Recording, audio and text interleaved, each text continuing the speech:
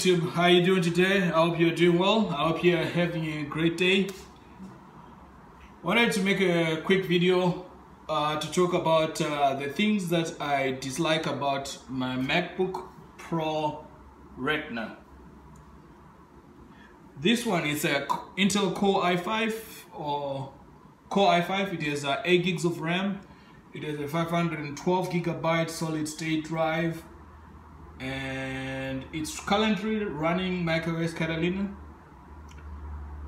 It's a pretty fast machine, but the first thing that I do not like about it is it was very expensive to purchase this unit, and I had to replace the screen at one point, and I had to pay $500 just to get a replacement screen. I did the work myself, but I had to pay $500.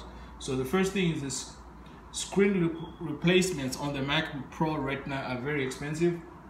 The next thing is Apple decided that it's a good idea to solder the RAM onto the logic board. So the RAM on the MacBook Pro Retina cannot be upgraded. It's like in a MacBook Air, you cannot upgrade the RAM. So you cannot upgrade the RAM. This came with 8 gigs of RAM, and I'm stuck with that for life. I can upgrade the hard drive, I can upgrade the solid state drive, but I cannot upgrade the RAM. So that's the second thing. The third thing is screen delamination. I had very bad screen delamination on this, so it looks like there's a anti-glare layer or something that was put on these MacBook Pro Retinas, and that over time it just starts peeling off, and it just looks like a mess, like someone wiped the screen with a dirty napkin or something. It just looks really bad. I found a way of how to remove the delamination. I can make a video later on about that, but the screen delamination was a major issue, and it's still a major issue on the MacBook Pro Retina models. So that was number 3 or 4. The MacBook Pro Retina, it feels very fragile. It has that feeling of almost a MacBook Air, but not quite. You'll notice that it has USB ports, which is pretty cool. HDMI as well.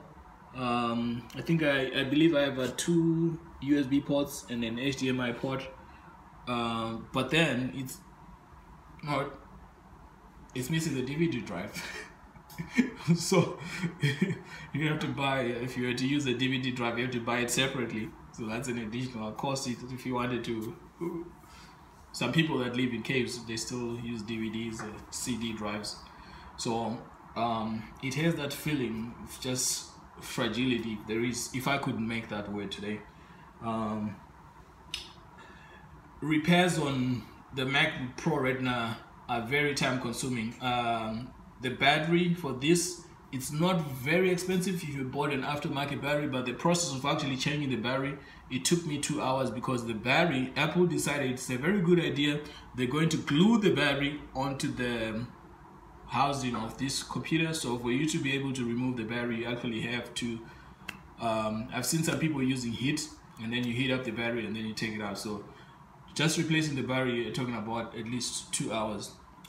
Another issue, if your mouse pad or trackpad was to die, you're looking at another 2 hours just to change that, because you gotta remove the battery, and then after that you have to get to the. So it's just, they made it very complicated to work on this unit. If you're going to be working on it yourself, if you take it to Apple, they're going to charge you an arm and a leg. I do not know why they keep on complicating things, making it very difficult for the regular consumer like you and me to do any work on our own. Another issue is the power button on the MacBook Pro Retina. This button is on the keyboard, so it's part of the keyboard. So if that power button was to stop working, which I have seen in many of these, I believe there's a factory defect on many of these Retinas, the power button dies and you cannot turn the unit anymore. It's very stupid. I had one unit that actually, every time that I wanted to use it, I would open it up and then after I open it up, I could turn it, I could plug it in, and then I was able to turn it on by plugging it in and bypassing the power button. So for such an expensive unit, you'd think that they would make sure that everything works flawlessly. Unfortunately, it does not, and when something breaks, it's very expensive. Another thing, to change that keyboard, we're talking at least another hour. On the older versions of the MacBook Pros, there were screws that used to hold the keyboard in place. You could take out those screws, grab your new keyboard and put it in, and just do the reverse process, put back the screws that you're taking out. It was like 50 screws, but I didn't mind the work. Now on this, they got rid of those screws. They're like little rivets that when you pull out the keyboard trying to take it out from the housing, they just go all flying all over the place. So that's another thing that I do not like about this. Just removing of the keyboard is very, very time consuming if you were to replace the keyboard, if the need ever arose. Okay, and lastly, of course, I don't know if I already mentioned, but these units are very expensive, very, very extremely expensive. Sometimes it costs cheaper to just buy a new unit than trying to fix a part. I mentioned that I paid about $500 just to purchase a new screen for the MacBook Pro Retina. So those are the issues that I have with the MacBook Pro Retina. Nice looking, yeah, but it's just expensive.